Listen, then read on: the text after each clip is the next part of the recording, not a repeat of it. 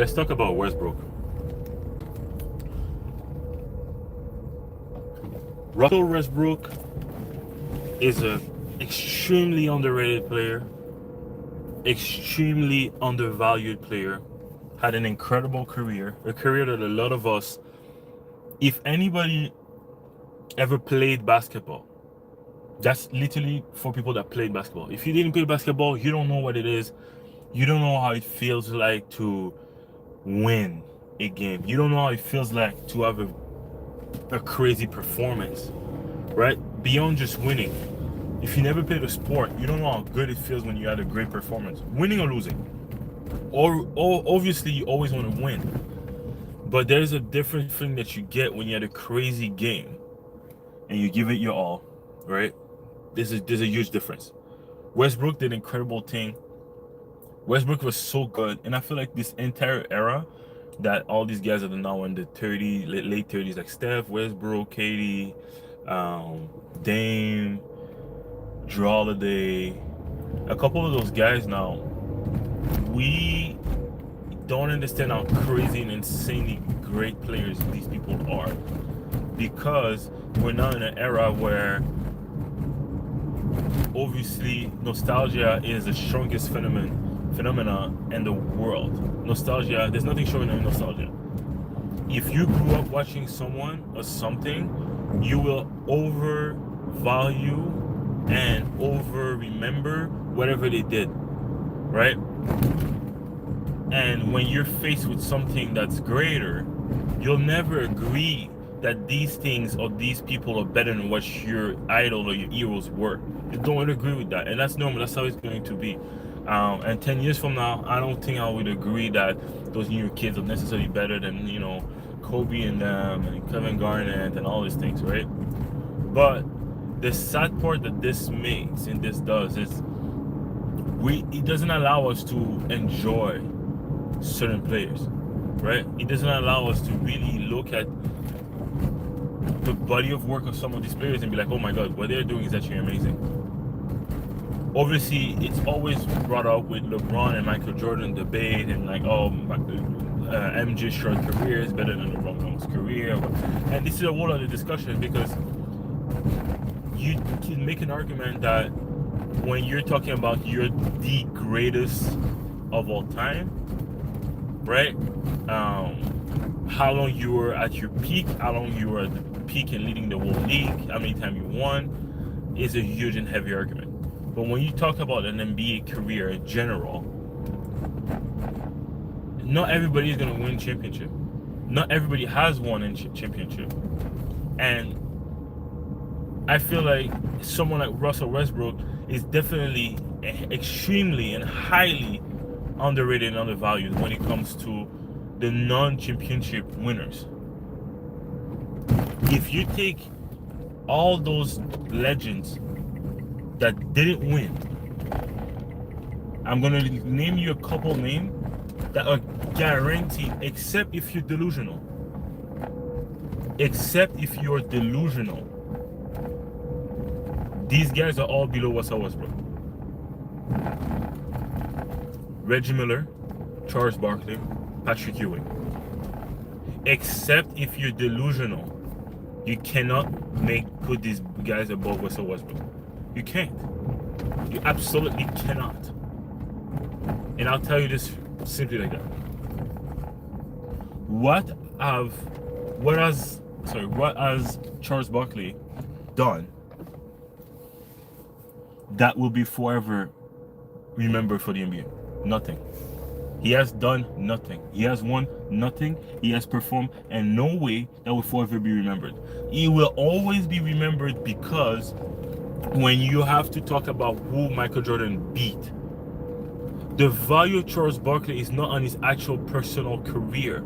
It's in the fact that if Charles is not a good player, it takes away from Michael Jordan competition. That's it. That's all it is. There's nothing else. He has nothing else of his career than being Michael Jordan's son. Right? That's everything. That's the entire career. Charles' entire career is literally valued on the fact that we have to value the opponent of Michael Jordan. That's it. It ends there. He has done nothing, no accomplishment personally of his own. Right? You made it to the finals. Great job. A lot of those ringless guys made it to the finals. A couple of them. Right? And like we said, making the finals don't matter. Right? Apparently. But that's another debate. But all that to say that Charles Barkley's greatest accomplishment is one MVP, making it to the final, and losing to Michael Jordan. This is his three top career points. Right? Same thing for Patrick Ewing. And when you look at Reggie Miller, same thing again. The achievement of your career is losing to one to be called the GOAT. And in that case, well, you could give the same thing to Westbrook. He made it to the final and lost against LeBron. So it's as valuable as them. You guys lost about the guys that are in the GOAT discussion. That's it. That's your career line. You guys both have an MVP.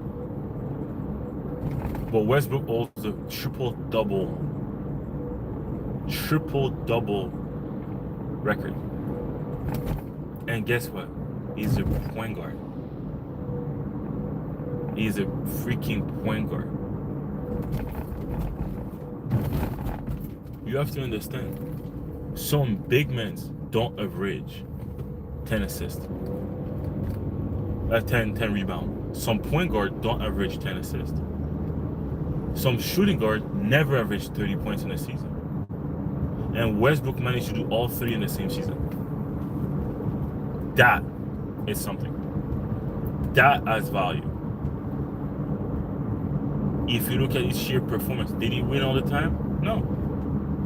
Do I believe that Westbrook himself is the right recipe to start a team and any player? No. Westbrook is a really specific type of player, and then I don't think he was ever given the team that works with him, because often people try to mix Westbrook with another player, not understanding that Westbrook is dominant enough that you have to build around him. And every time Westbrook was alone and the team as the best player, the team was never built around him. He just had a team. And that's the thing that's unfortunate for someone like Westbrook compared to like a Jalen Brunson, Steph Curry, Isaiah Thomas. There's a lot of teams where those point guards pan out to do incredible feat. But because those teams were built around the point guard or built around the player. For Westbrook, he had great teams. He had really great teams, but the teams were never built around him. Right? And you can see it in a lot of other teams that when you just put great guys together, sometimes their greatness can't maximize all together at the same time. Sometimes what makes one great will take away from the other one or create frustration in the other one. There's only one basketball. For a guy to average triple-double, that means he has the ball all the time, which was the case. Now, you need guys that flourish on the fact that they actually don't want the ball, don't need the ball to play. I'll give you an example. Can you name me one elite sniper outside of Kevin Durant that played with Russell Westbrook? Like a specialist. We're talking about a Duncan Robinson, Reggie Miller, Kyle Korver, Shrimp. Can you name me one elite three-point shooter that played with Westbrook? And then when you're gonna go to it, what you're gonna come out with is men's like PJ Tucker or Eric Gordon. But here's the funny thing: when these guys were playing with Westbrook, they were cooking. Why? They are specialists. My specialty is to shoot threes. If you give me that, yeah, we're running. I give you another example: a Clint Capella or a young DeAndre Jordan. These type of players. These are the type of guys that you want to pair with Westbrook, right? These are the ones. Westbrook I don't believe ever really had a team like that. He had a lot of guys that were great, but versatile great, where he needed specialists. Let him do the versatility and just get specialists. You play defense, you make threes, you cut, you do pick and roll. If you did give Westbrook this type of team, his success will be incredible. Incredible. We never had that. But all that's to say that when you really look at Westbrook, what he was able to accomplish over the last couple of years of his career, during his entire career, it's unfair to be able to see Westbrook being in places where you'll have Charles Barkley rated all time higher than Westbrook. How? Someone has to explain to me. Except losing against Jordan, what has Charles Barkley done that's better than what Westbrook has done? What? Nothing. Literally nothing. And that's the sad part. You know, other guys, I get it. But Charles and Reggie Miller should never be above Westbrook. Vince Carter cannot be above Westbrook. Tracy McGrady cannot be above Westbrook. Are some of those guys more naturally talented or naturally skillful than Westbrook? Yes, but they didn't want it more than him. They didn't. I even saw somebody say Westbrook as a disruptive personality for the locker room compared to some other great player. That's what usually makes him go down.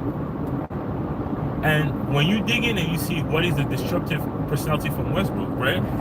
You really have to ask yourself, how come every single one of his ex-teammates say Westbrook was one of the best person they ever met, and he still talk to this day, right? Keep that in mind.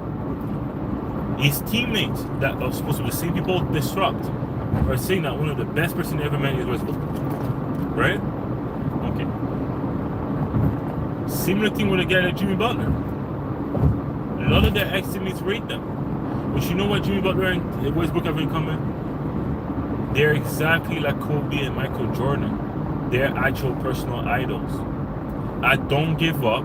I always try to win, and I want to win above anything else. Above anything else, I need a victory. I need a W. And you know what these type of guys are? They're low-key psychopaths. Yes, they are. But that's what we like about the basketball world. That any sports, we love to see the Mamba mentality, the killer instinct. You know someone has a killer instinct, and a lot of people don't like this? Draymond Green. A lot of people don't respect how much Draymond Green has a killer instinct and likes to win. Draymond Green is a winner. Westbrook, winner. Jimmy Butler, winner. Are they winners because they win every game? No, because they want to win. Everything they do is to win. Westbrook doesn't chuck a three thinking he's going to miss it, or no, he wants to win the game, right? The reason why I brought on Jamon is, yo, look at this. Michael Jordan was losing against Steve Kerr group at a practice. Steve Kerr didn't say shit. Michael Jordan punched him. Oh my God, ha ha ha. Jordan punched me, ha ha ha. Oh my God, he just really wanted to win. It's crazy. The organization treated it out. Oh my God, Michael Jordan, you can't do that. Ha ha ha. But you know what? CPR be coming for him. But then, the exact same situation happens. And the Golden State were at practice. And Draymond is the demon. Bam and Tyler Hero are wrong for that. And who's going to have this narrative? The same guys that if they could, you know, with Michael Jordan, they would. Like, we have to understand times have changed. Even us, Jordan and Kobe fans, are now older and understand the impact of certain actions. We understand that. We can see it. No, not everybody is a submissive person like Steve Kerr and will just accept to be punched. Some people like Jordan Poole don't want to work with a teammate that punched them in the face. If you listen to the Miami Heat podcast with Mike Miller and Udonis Haslem, they explain how much James Johnson, JJJ, I don't remember his exact name, was beating guys in the locker room. Another guy explained how Akeem slapped him across his face, Mad Max. But we didn't vandalize these guys as disruptive locker room. We never did. We never did. Matter of fact, guess what? Akeem and Jordan have in common. They won. They freaking won, and that's the thing we're forgetting. The winning mentality of Westbrook is what we all now call the Mamba mentality. The killer instinct is what we call now disruptive personality in the locker room. This is what we now see as, no, you can't have a player like this. Right? This is what we look at. Even I want to bring it deeper than that. Nowadays, and this is my first time, here, the GOAT debate it's a forever moving post. Forever moving goalpost, because eras are different sets of rules, different style of plays, which pretty much drastically changes where someone might rank all time. Because you might most likely have to rank people within 10 to 20 years of when they played, and past that, you can't really compare because things change too much, right? Skills level is higher and lower at moments. What teams with the team even have the chance to be in the GOAT debate or be greater because their coach wouldn't make them play. I saw a video of Sean Kemp explaining that what everybody saw as him like switching up, and what happened to him is that he was always able to do so, but his coach was holding him back. So there's so many things in the GOAT debate, right? So many things. But one argument that I'll make for Michael Jordan and for Kobe, I'm a Kobe fan. My favorite player is Kobe by far, right? But my argument I want to make about the Jordan fan and Kobe fan is this. We are complaining about the state of the AAU programs. These guys all want to shoot from everywhere. They only want to score. They don't want to pass. Those kids are arrogant. They're overconfident. They're selfish. But they train all the time. They put in the work and talk shit, right? What's going on with these players right now? Guys are coming in just shooting, just scoring. All they can do is score. Score. Nobody want to play defense that much. Everybody want to score. Why do you ask? Why do you think so? Everybody only want to score because when it came down to it, the only thing that we valued as older folks, the parents of us, the only thing that was valued from players of the past was who's the better scorer. That's the only thing that was valued and remembered, right? Nobody sincerely think that what makes Michael Jordan the GOAT is his defense. Nobody. There's not one person that thinks that the number one argument for Michael Jordan to be the GOAT is his defense. Same thing for LeBron. Nobody believes that. Nobody believes that Kobe. And again, we're talking three great defenders. You can rank them differently. At their prime, they're all great defenders, right? The best of the three in defense was Kobe. Started his career, followed that, right? But whatever.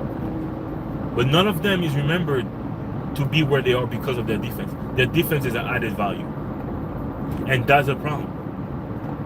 MJ and Kobe, even LeBron, understood that in order to be a great, I have to be a great defender and I have to be a great scorer. However, when we play the game of telephone and we share what we remember of Michael Jordan, what we remember of Kobe, what we're going to remember of LeBron, and I'll take LeBron out of the discussion, but what we remember from Jordan and Kobe is their ability to score. And what does that create? Devin Booker, Luka Doncic,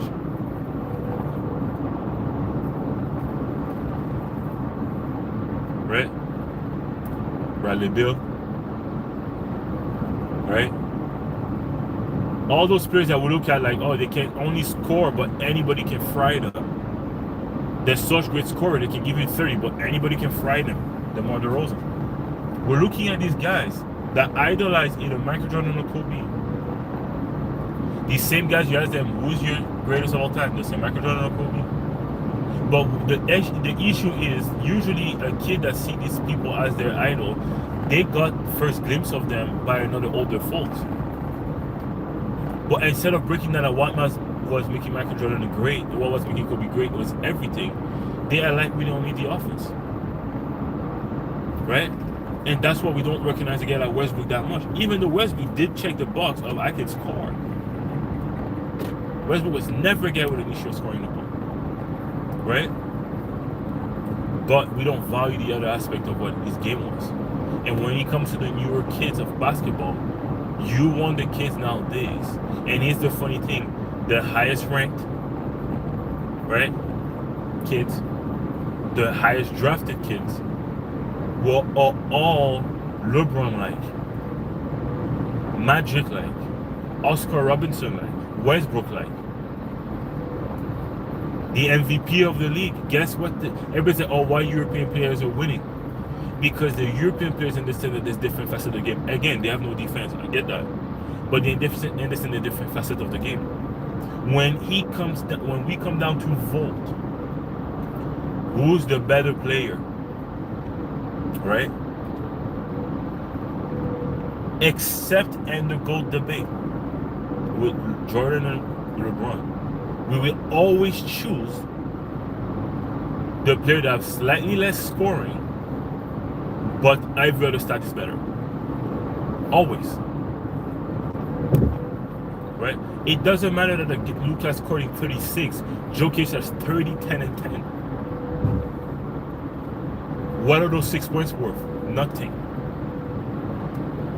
Right? When you are a coach from college and you need a new kid to play with your team, who do you want? The guy that scored 45 or the guy that scored 38, 8, and 8? Everybody wanted 38, 8, and 8. Because why? Someone that can give you slightly less points, 8 assists and 8 rebounds compared to someone that only gives you 45, it means that there might be a game that person gives you 50, 3, 3. Or maybe 50, 10, and 10. Right? Or in a bad game, they'll give you 20, 8, and 8 still. But a guy that can only give you 45, 1 and 1, he might go for 60 and he might go for 20. But you'll never fill the rest of the stat sheet.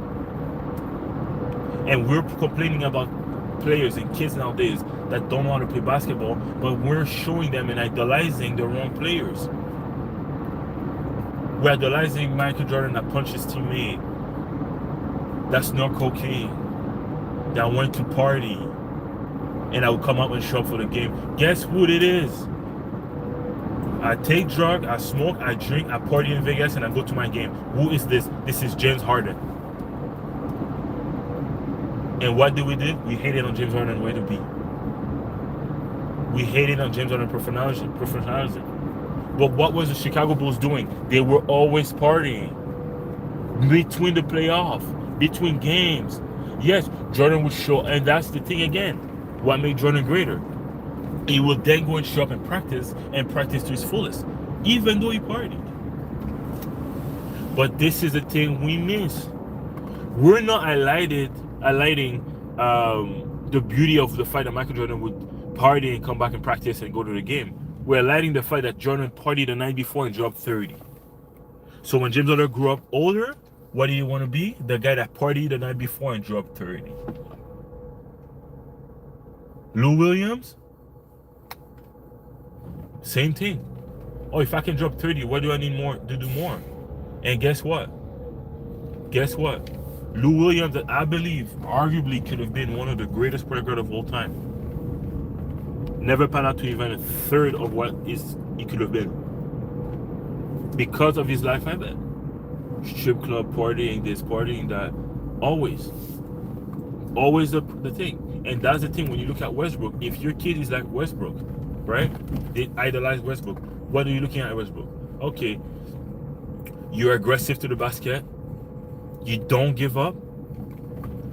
You always try to get bored, and you always trying to pass the ball and find teammates to make sure you have teammates that score.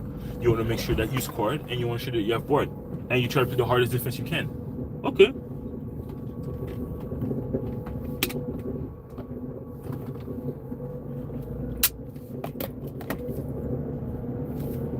When you look at that, you start understanding that, well, if someone takes Westbrook's style and makes it better, it automatically makes them an all-time great, right? Because now we're always asking ourselves, what if Westbrook could shoot the three? But that's the thing. A better version of Westbrook shoot the three. A worse version of Westbrook is a player that averaged 25, 6, and 6. You know what is this? That's a player that makes the All-Star and All-NBA every year. If you have a career that you average 25, 6, and 6, it automatically makes you better than 99% of the NBA ever.